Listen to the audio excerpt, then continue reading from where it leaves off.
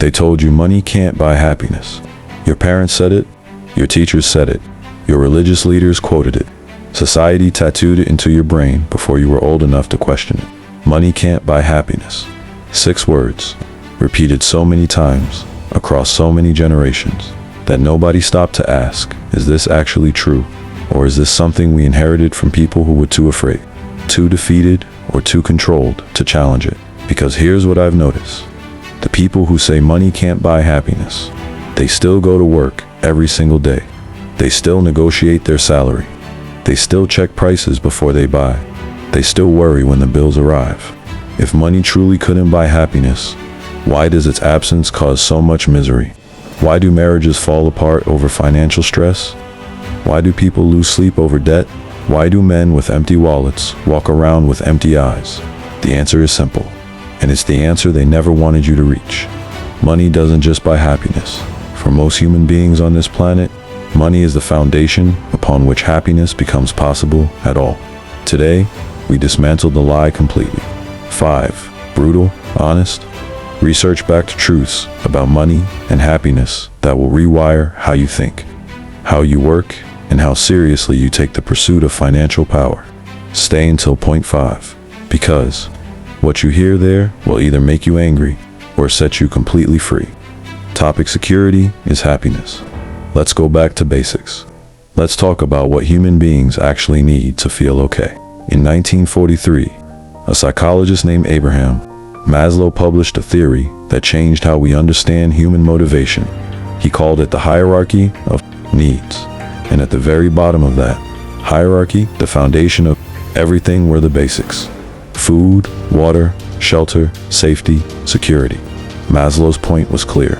Until those foundational needs are met, nothing else matters. You cannot build deep relationships. You cannot pursue meaning or purpose or creativity. You cannot be happy when your foundation is unstable. Every single part of your life. TREMBLES. Now, think about what financial insecurity actually feels like in the human body. You wake up before your alarm because your mind was already running. Calculations in your sleep. How much is in the account? What bills are due? Whether you can make it to the end of the month. Your chest is tight before your feet hit the floor. Your first thought of the day is not gratitude, not excitement, not possibility. It is fear.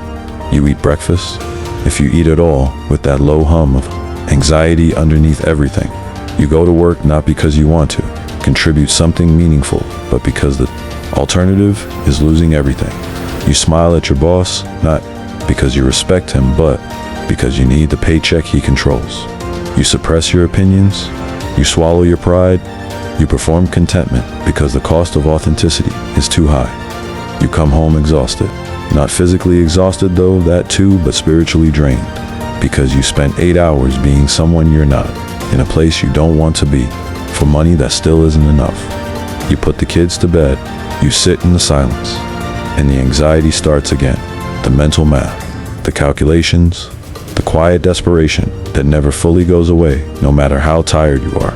That is financial insecurity. And I want you to tell me where exactly is the happiness in that story. Now let me paint a different picture. Same morning, same world, but different financial reality. You wake up naturally, without panic because there is nothing your sleeping mind needed to solve. Your bills are handled on.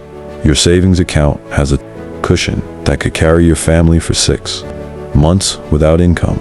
Your mortgage or rent is not a source of dread, but simply a number that gets paid. You eat breakfast slowly. You look at your children without guilt because you know they are provided for. You go to work or you don't, because you have options with the understanding that you are there by choice, not desperation. You speak your mind when it matters. You hold your standards because you can afford to. You come home, the evening is yours. Not consumed by financial anxiety, but genuinely, actually yours. Tell me which person is happier. This is not a philosophical debate. This is not abstract. This is the daily lived experience of financial security versus financial fear, and one of them destroys happiness at the root, while the other makes it possible. Now here's where science comes in to back up what your gut already knows. Researchers at Princeton University, led by Nobel Prize-winning economist Daniel Kahneman conducted a landmark study on money and emotional well-being. Their findings showed that emotional happiness increases consistently with income.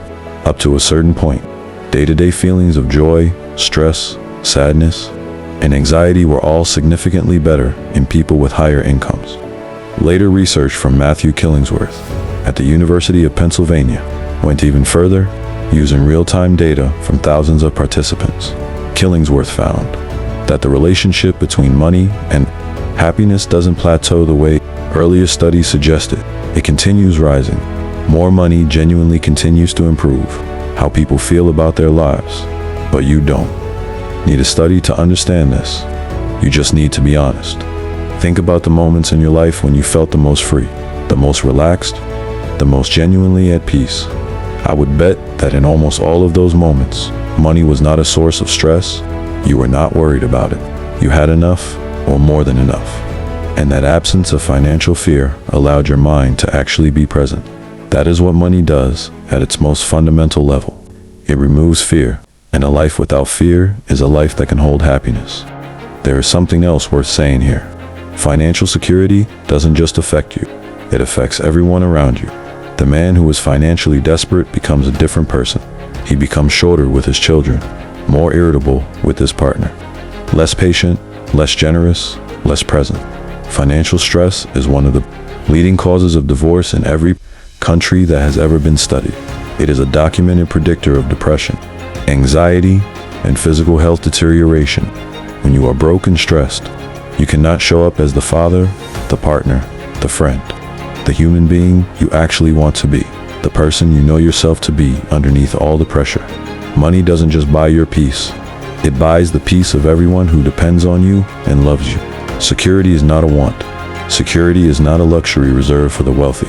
Security is the biological baseline requirement for human beings to access the emotional states we call happiness. And money buys security, directly, measurably, undeniably. The first lie has been destroyed. Type -2, experiences over things. Now let's talk about the argument that even money's defenders often get wrong. Most people, when they argue that money can buy happiness, immediately point to things: the car, the house, the watch, the designer clothes, the status symbols that signal success to the outside world. And the critics pounce on this. Studies show that material purchases bring only temporary happiness. The excitement fades. The new thing becomes the normal thing. You adapt to your new car within weeks. The watch stops feeling special. You're back to the same baseline emotional state you were in before you bought it. This is called hedonic adaptation, and it's real. But here's where the argument goes completely wrong. The critics use hedonic adaptation to argue that money doesn't buy happiness.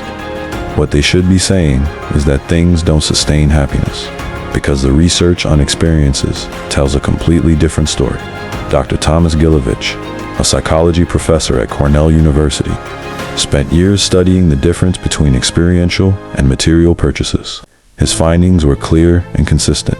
Experiences make people significantly and lastingly happier than possessions. And crucially, the happiness from experiences does not fade the same way the happiness from things does. In fact, experiences often become more positive in memory than they were in the moment. Why? Because experiences become part of who you are. A vacation you took 5 years ago still lives inside you.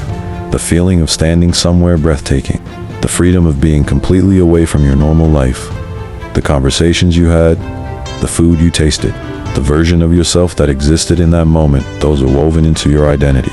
Your old car is just metal and memory.